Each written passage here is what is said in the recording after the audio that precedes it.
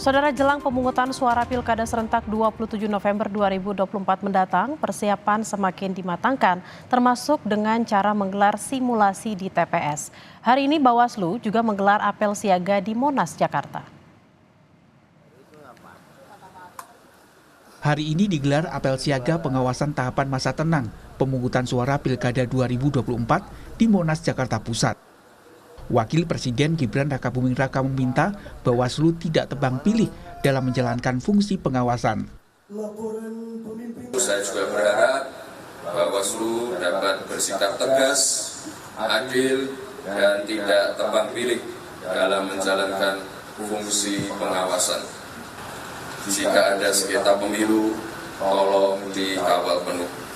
Pastikan semua pihak mendapatkan haknya dan bisa mengajukan gugatan sesuai dengan aturan yang berlaku. Menjelang pemungutan suara Pilkada 2024, KPU Kota Denpasar, Bali melakukan pengepakan logistik. Dalam proses ini, KPU Kota Denpasar juga memeriksa kembali jumlah surat suara agar tidak terjadi kekurangan. Pengepakan yang diawali dengan pengecekan kembali terkait dengan jumlah surat suara yang sudah dua kali kita sudah lakukan screening dari volunteer, terus dari kita, sekarang kita melibatkan ad hoc kita.